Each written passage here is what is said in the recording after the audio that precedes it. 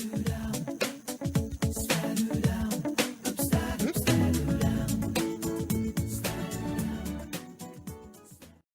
formation de montage de projet basique niveau universitaire. Voilà, c'est pas des projets où il faut faire la contextualisation, où il faut faire des gros dossiers, non.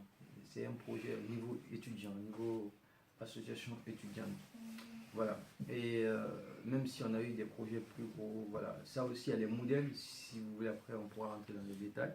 Bref, pour faire des projets à l'université, on a le même schéma. Il faut d'abord identifier les partenaires. Oui. Il faut d'abord identifier les partenaires. On a 3 principaux partenaires sur l'ensemble des événements que nous organisons. Nous avons l'Université Lille 1 qui est notre premier partenaire, ou sponsor même, je dirais, parce que c'est eux qui nous financent. L'Université Lille 3 et le CRUS. Lille 3, c'est récent, on vient d'être labellisé. On a eu d'ailleurs que 2 subventions avec eux depuis qu'on est labellisé l'année dernière. Voilà. Donc, sachant qu'à Lille 1, on a eu quand même une dizaine de subventions, plus de 10 000 € de subventions, en tout cas depuis 2014. Donc, une fois les partenaires identifiés, nous avons des supports pour faire des dossiers projets. C'est des supports qui sont renouvelés chaque année, mais ça change un peu de forme, mais la forme reste toujours la même. Donc, je vais vous donner des dossiers tout de suite, après vous allez comprendre. Et par exemple, pour l'université Lille 3, nous avons ce document-là qu'il faut remplir pour les dossiers projets. Nous avons ce document-là. C'est ceci qu'il faut remplir. C'est celui-ci. Voilà. C'est ce document qu'il faut remplir. Donc, il y a une partie pour décrire le projet, mettre le nom du responsable du projet, etc. Mettre en fait les objectifs et les retombées pour l'université et les partenaires. Il y a une partie pour faire la fiche synthèse. Il y a une partie pour mettre le budget prévisionnel. Mais l'avantage, une fois qu'on fait par exemple un projet, je prends l'exemple du projet sur lequel on travaille en ce moment, immigration clandestine, tu mets le titre, et une fois que tu remplis un dossier, supposons que tu remplis pour Lille 3, c'est le même que tu reportes sur les autres. En fait, c'est le format qui change. Par exemple, le cours, c'est ça. Ah ouais, mais ça reste le même fond. Ça reste le même fond. Okay. Vous voyez, le CRUS, c'est ce document-là. Là aussi, tu mets le nom du responsable du projet. Après, tu fais la description. Après, le CRUS, il demande des choses beaucoup plus pointues qui ne sont pas dans d'autres documents, par exemple, le plan de communication, etc. Et tu fais le budget prévisionnel. Et le budget prévisionnel, il est quelque part ici. Voilà, tu mets le budget prévisionnel en bas. Et puis, on a aussi celui de Lille 1. Le document de Lille 1, c'est celui-ci. Voyez-vous. Donc, là aussi, c'est pareil. Donc, voilà. Après, dans chaque document, vous avez la liste des documents. Dans chaque dossier, vous avez la liste des documents à fournir. Ça diffère d'un dossier à un autre. Ok. Par exemple, Lille 1, on te demande... c'est quand on demande à Lille 1. Pour moi, je pense que Lille 1, c'est plus compliqué. Pourquoi c'est plus compliqué? Parce que on te demande d'envoyer les, comment on appelle, les devis, en fait, prévisionnels. Par exemple, si tu fais le devis prévisionnel, tu le mets ici, ok? Tu le mets là. Pour Lille 1, tu le mets là. Comme pour les autres d'ailleurs. C'est-à-dire les dépenses doivent être égales aux recettes. Ok? Si tu as par exemple là, dans cette case, 5 000 € de dépenses, les recettes doivent être 5 000 €. C'est-à-dire qu'on ne fait pas une organisation pour gagner, s'enrichir en plus. Vous comprenez? Ouais, c'est juste voilà. Maintenant, les documents, souvent, en plus de ce débit prévisionnel qu'on remplit ici, supposons qu'on mette ici, on va faire une location de 260 €. Tu ne vas pas mettre écrit quelque part 260 € parce que tu as écrit 260 €, ça suffit. Non. Si tu mets, tu loues 260, tu fais 260 € de location, il faudra que tu apportes une preuve. Par exemple, si c'est la salle que tu loues, la mairie, il faut envoyer une preuve de la mairie qui dit que vous allez louer la salle à 200 € par exemple. S'il y a des sonos que vous louez à 50 €, rajoutez l'ensemble de la location, sonorisation, devis, ça doit faire 260 €. Je vous donne un exemple très pratique. Donc, du coup, en fait, il faut plus faire les petits devis et ensuite reporter sur celui-ci. Voilà.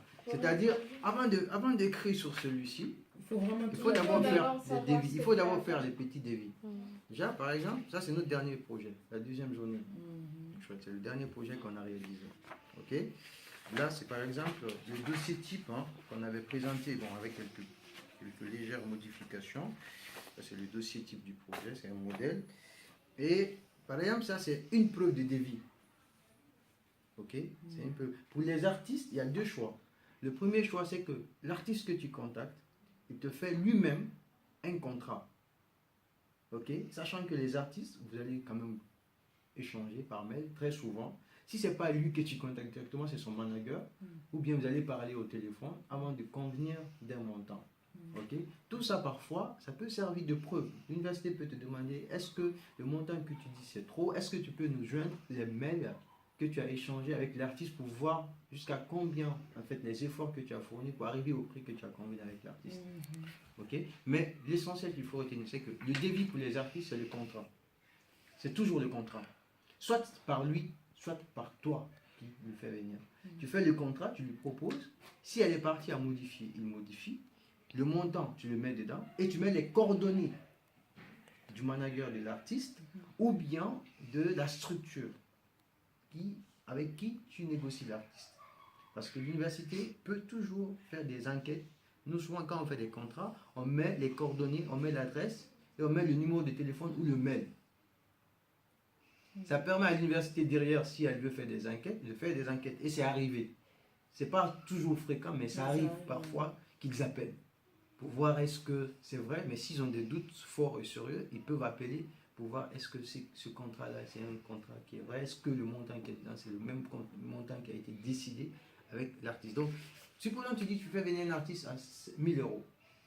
Il faut que dans le contrat, que ça soit 1000 euros dans le contrat, avec la signature du président ou bien de la secrétaire aux affaires culturelles.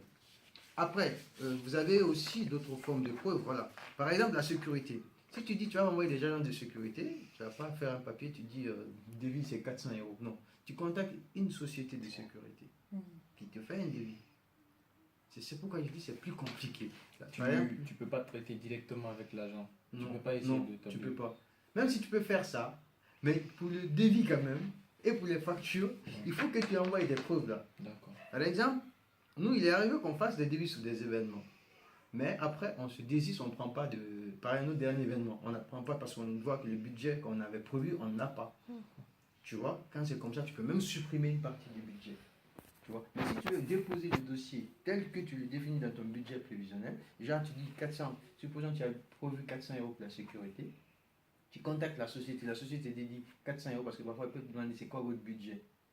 Donc tu dis moi c'est 400, ils peuvent te dire bon nous c'est 400 euros par exemple, là par exemple le budget c'était combien? C'est 415,63 pour 2 agents, je ne sais pas combien d'heures. Donc ils vont t'envoyer et souvent à l'université Lille, ils exigent de prendre la société à peine parce que c'est la même société qui travaille ici. Vous comprenez? Donc il faut envoyer une preuve de la société que tu as 413 euros que tu dépenses pour la sécurité. Là par exemple c'est les billets, le vol pour les artistes. Il faut aller sur Kayak ou sur Google et Dream, on prend n'importe quel site. Tu fais un devis prévisionnel. Supposons que les artistes viennent le 10 avril jusqu'au 15. Tu vois, du 10 au 15, qu'on a écrit Guinée, qu'on a écrit Paris, qu'on a écrit, tu regardes le prix. Tu prends le prix que tu veux.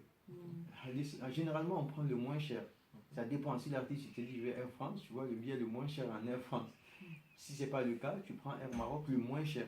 Tu prends le prix, tu copies. Tu mets les détails, tu copies par exemple, vol, recherche, tu vois, aller-retour. Ou bien tu vas dans une agence de voyage. Parfois aussi, on fait ça. Tu vas dans une agence de voyage, généralement on contacte parfois aussi d'Aloba, ils te font un devis, ils t'envoient avec le montant. Ok? Mais ce qui est plus rapide, c'est sur le site internet. Parce que quand tu envoies, ça va plus vite quoi, que d'aller dans une agence, parce qu'après il faut attendre parfois. Les billets, les transports pour les TGV, il faut aller sur le site de SNCF. Tu fais un panier, tu regardes, tu mets la date. Genre, si c'est 2 voyageurs, tu mets les dates, ils vont voir est-ce que les dates correspondent à la date de l'événement. Parce que tu ne vas pas mettre le 20 alors que l'événement c'est le 10, tu vois. Ils vont voir, ils vont vérifier. Maintenant, tu fais le devis prévisionnel. Etc. Ça, c'est par exemple. Tous les trucs. Voilà, pour tout ce que tu fais comme dépense, par exemple, c'est l'hôtel. Tu vas sur Internet. Bon, moi souvent je vais sur Accor Hôtel parce que je suis abonné à Accor Hôtel. Tu regardes, tu mets le nombre de personnes, tu mets les trucs, les détails, etc., etc. Il te sort les détails, tu mets. Donc tout ce que tu fais comme dépense dans le budget prévisionnel, si tu as un budget prévisionnel, par exemple, de 5 000 euros, tu te dis par exemple, location 500 euros, il faut des preuves, devis prévisionnel. Achat souvent c'est tout ce qui est repas pour nous, hein. Les décorations, si c'est 500 euros, il faut aller par exemple, ça aussi j'ai des preuves, sur, je sais pas, Auchan, Drive, ou bien Carrefour, tu vois, pour pouvoir, c'est-à-dire rajouter le devis. Les frais de mission, souvent tout ce qui est droit d'auteur ici, on met rien, ça c'est généralement. Communication, la communication, si tu fais la communication, tu as deux choix. Tu vas à l'université Lille 1 ou à Lille 3, il y a une imprimerie, tu demandes un devis, tu dis par exemple, tu te fais 500 impressions, ils te font un devis. Voilà, ça c'est quand il s'agit d'impression. Si tu veux faire le spot vidéo audio, c'est pas eux qui font ça. Nous, généralement, le spot vidéo, c'est Kintaro qui fait le spot vidéo. Le spot audio, on le fait dans un studio. D'habitude, c'est Kevin qui le fait dans le PM, mais finalement, on a laissé tomber. Voilà. Donc voilà, bref. Voilà un peu comment ça fonctionne à l'île 1. Maintenant, pour l'île 3 ne demande pas forcément tous ces devis prévisionnels. L'île 3, il y a des documents qui demandent. Qu'il faut, parfois ils demandent les devis, mais si tu ne les donnes pas, ils ne sont pas trop exigeants là-dessus. Voilà. Et eux, ils demandent aussi des documents. L'île 3, c'est la première année. Chaque année, il faut renouveler les dossiers. Comme l'île 1. L'île 1, c'est une fois que tu as labellisé les statuts, le récépissé, machin, ils ne demandent plus ça. Mais l'île 3, chaque année, ils te demandent le bilan de l'année dernière. Vous comprenez? Chaque année, ils te demandent le bilan de l'année écoulée. Et ils te demandent la copie du récépissé, les statuts de l'association, liste actualisée des membres du bureau, rapport d'activité certifié par le président, le bilan de l'année et le budget prévisionnel de l'année. Chaque année, il faut déposer ça. Hein? Le rapport moral. Le rapport moral. Ouais. De l'année écoulée, la présidente signe. Si vous faites des bilans intermédiaires, comme nous on l'a fait chaque 3 mois, il faut joindre les bilans intermédiaires de chaque 3 mois, tu joins, tu les envoies. C'est-à-dire tu ne vas pas revenir dessus. Tu prends juste, moi c'est ce que j'avais fait par exemple. Tu prends, tu genre c'est un bilan avec aussi tous les détails, c'est-à-dire toutes les factures et tout, ou c'est juste... Non, juste un bilan et puis signer, pas avec toutes les factures. Pas besoin des factures. Donc pour l'île 3, il ne demande pas ça. Maintenant pour le CROUS, quant à lui, il demande aussi beaucoup de documents. Et il ne demande pas les débits prévisionnels. Mais ils demandent des documents genre les statuts, le récépissé, la fiche tiers. La fiche tiers, il y a une fiche tiers qui demande, doit être signée, remplie par le président sur chaque projet. Je crois que j'ai cette fiche-là ici. La présidente doit signer cette fiche-là. Voilà, il a envoyé à l'université. Et le porteur du projet, la personne qui porte le projet, doit aller voir son responsable de formation, faire une attestation qui prouve que le projet en question ne rentre pas dans son domaine d'études. Ce document, il est obligatoire. Ça, c'est que pour le responsable de projet. Ça, c'est pour le responsable de projet. C'est la personne à l'île 3 qui représente l'association comme responsable de projet, en l'occurrence Fatmata Binta. Et au CROUS aussi, il faut faire la même chose? Oui, c'est ça le CROUS en fait, c'est le CROUS qui demande ça. En même temps, les responsables de projet sont mais ça, c'est que pour les responsables de projet. Non. Parce que moi, non, en fait, c'est que la demande de subvention au CROUS, il demande ce document. Mais le document, par exemple, supposons on fait un projet, la personne qui porte son nom comme responsable de projet sur le dossier, ça peut être Fatmata Binta, ça peut être n'importe qui. Oui. C'est lui qui doit fournir ce document-là. D'accord, ok. C'est-à-dire, dans les pièces à fournir, il faudra que cette personne apporte l'attestation en plus des autres documents qu'on envoie. Nous, en général, c'est mieux que ce soit toujours la même personne parce que ça facilite le travail et elle s'y connaît. Donc ça, parce que s'il faut changer chaque fois les personnes, c'est compliqué. Elle sait comment avoir le papier et tout ça. Donc bref, donc c'est ça le CROUS. Le CROUS demande donc ces différents documents. Donc pour revenir récapituler, c'est que chaque organisme demande des documents différents. Jusqu'ici c'est bon? Voilà. Alors, sur le projet en question, je vais vous donner le projet. Quand vous finissez de faire le projet, il y a une chose qu'il faut comprendre, c'est que ces différents organismes-là, il y a des dates pour faire le dépôt. on ne dépose pas quand on veut. C'est pourquoi quand on veut faire un projet, il faut voir les dates des commissions. Il faut voir les dates des commissions, essayer de fixer les dates des projets en fonction des dates de commission. Est-ce que vous comprenez? Comme ça, vous savez par exemple, il y a telle commission tel jour. Chaque mois, par exemple, si vous avez un projet, il faut prévoir 2 mois à l'avance pour ne pas être confronté à des difficultés. Parce que si vous déposez 1 mois à l'avance, la difficulté c'est que quand vous déposez un projet au cours, même s'ils acceptent, il faut attendre 2 mois après pour avoir la subvention. Ils ne font pas le virement tout de suite. Il faut attendre après 2 mois pour avoir la subvention. Si c'est à l'île 1 et à l'île 3, l'île 1, il faut attendre 1 mois, parfois 2 mois aussi. L'île 3, c'est 2 mois. L'île 3, c'est 2 mois aussi. Donc, si vous déposez le projet, déposez à l'avance 3 mois si c'est possible. Et pour faire ceci, il faut connaître les dates des commissions. Et si vous ne connaissez pas les dates des commissions, forcément, vous allez être planté, vous allez déposer le truc, vous avez votre projet. Si vous n'avez pas quelqu'un pour préfinancer le projet, vous êtes planté. Et sinon, le projet il n'aura plus lieu. Par manque de financement. Et ces dates de commission, elles sont stables ou quoi? Elles sont, Voilà, en fait, le CROUS, je vais vous donner les dates. Là aussi, j'ai fait des copies. Le CROUS en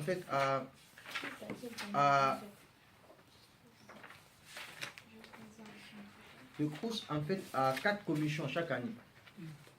Chaque année, je crois que c'est chaque 2 mois. Là, par exemple, voilà, il y a le calendrier des commissions. Par exemple, on est au mois de mars. Donc, mois de mars, on est de combien aujourd'hui? 5.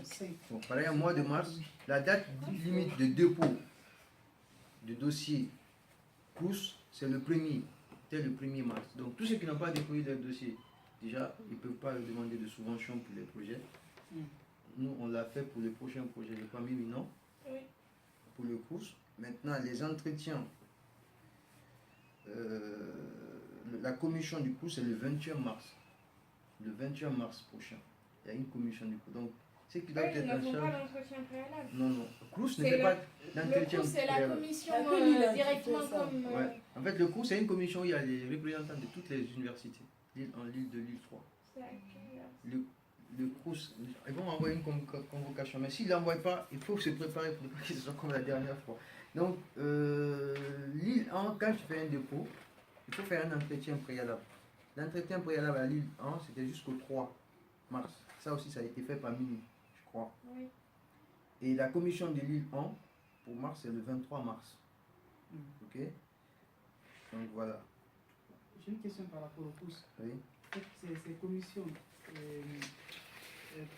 pour effectuer la demande, c'est-à-dire que tu essaies de faire pendant... C'est communication pour l'événement et c'est récurrent. Ça vient toujours, les mêmes phrases reviennent toujours.